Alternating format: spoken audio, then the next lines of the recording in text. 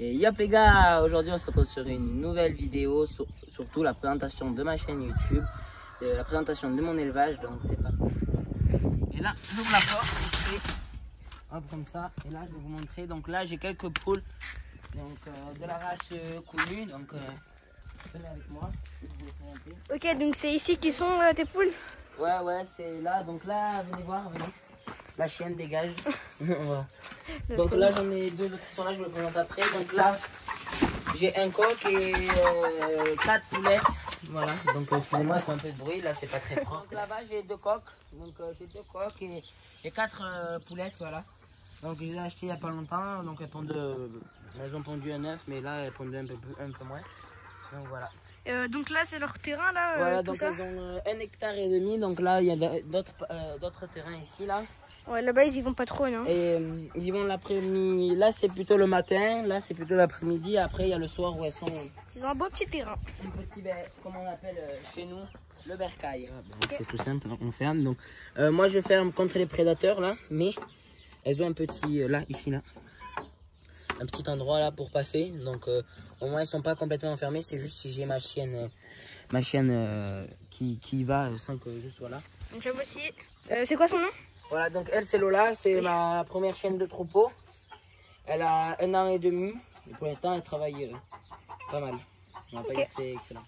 Donc là je vous présente de la nourriture que je leur donne. Alors c'est à base de maïs entier.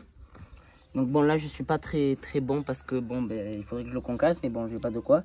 Et du triticale, donc le triticale si vous savez c'est quoi, c'est un hybride de blé et d'orge si je me trompe pas. Donc c'est du label rouge, donc je suis en label rouge et en bio en volaille, donc fabriqué sur exploitation. Donc là on va où là? Et bien là on va aller vous présenter les ovins. Donc là j'ai deux agnelles qui sont en engraissement ici. Et puis j'en ai d'autres à la bergerie que je vous présenterai plus tard. Ok. Donc là on arrive sur les ovins, donc je vais vous présenter. Donc là nous avons, donc ceux-là c'est ceux de chez Lupra, donc je ne sais pas si vous connaissez. C'est où ils recherchent des animaux assez jolis. Donc voilà, donc là j'ai une race Laconne, voilà. C'est une race laitière qui fait le Roquefort, je sais pas si vous connaissez. Le fromage, ça? Voilà, le fromage Roquefort, voilà, qui est sous appellation, donc moi j'ai pas d'appellation.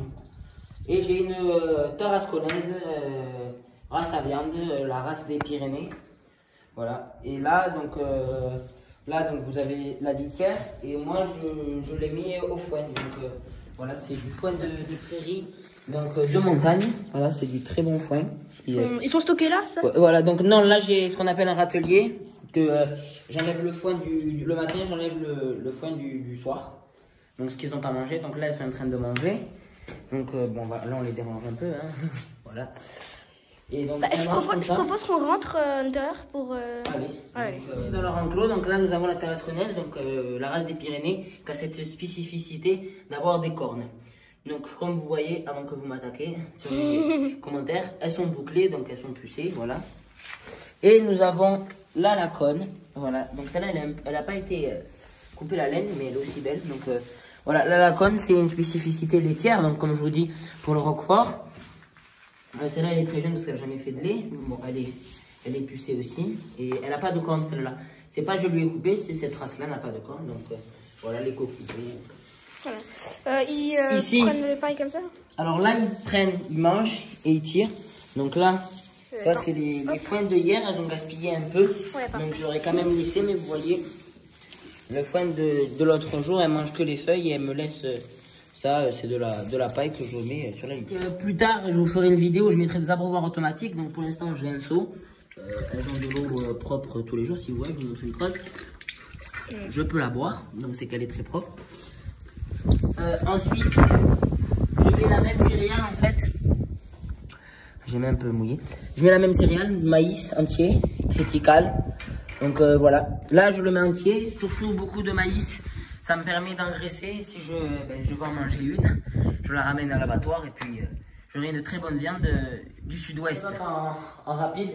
Donc là, nous avons une barrière où je mets mes béliers reproducteurs pour qu'ils évitent de tout casser. Tu peux essayer de la ramener vite? Ouais, pas de souci. Donc attendez, je déplace ma petite échelle en palette. Et bien voilà, j'ouvre. voilà. Voilà, donc on a un petit donc nous avons la même fonctionnement pour le foin, avec un abreuvoir ici automatique. Il y avait des marches, non, ici, pour qu'ils puissent... Il y avait des marches, mais comme j'ai plus de béliers reproducteurs, et bien, je les ai enlevés. Je les ai utilisés pour quelque chose que je vais vous montrer, parce que voilà. Et donc cet abreuvoir automatique était pour des veaux. Donc il va y avoir des veaux, plusieurs, dans la prochaine vidéo. Une autre vidéo. En vite fait, rapidement, encore cette barrière. Encore une fois. Donc c'est une barrière qui est faite en planche de récupération avec 2 lithos sur les côtés. Et j'ai mis ça parce qu'en fait elle passait à travers. Ok. Donc voilà, en rapide. Aussi, il y avait... Voilà, donc il y a un schéma pour fermer, c'est simple, c'est un fil de fer qui est sur la fenêtre et un crampillon comme ça. Voilà, donc on fait comme ça, si j'arrive, comme ça, voilà. Et donc là c'est fermé et la lumière. La lumière, il y a le câble qui pend, on va essayer de... Il y a le câble, donc je vais dans une prochaine vidéo peut-être avec vous le réparer peut-être en live. Voilà. Dans les lapins. Donc voilà, donc excusez-moi pour le bazar. Voilà, donc là nous avons, je vais vous présenter, je vais pas l'attraper parce qu'elle est un peu énervée. La première. Donc la première c'est une fauve de Bourgogne. Et donc je vous ferai une vidéo où je la soignerai avec la céréale. Voilà, donc là on a une deuxième lapine, une gasconne. Donc une vieille mémère de l'élevage. Donc voilà. Alors je vais vous présenter la céréale là. Voilà. Donc la céréale là je suis qu'en maïs. Un peu moitié maïs concassé, moitié maïs entier. Et donc là aussi. Voilà. Et donc là je rajoute une petite poignée de triticale. Voilà. C'est un petit mélange comme ça. Aliment ici parce que je change la lapine de place. Donc hop.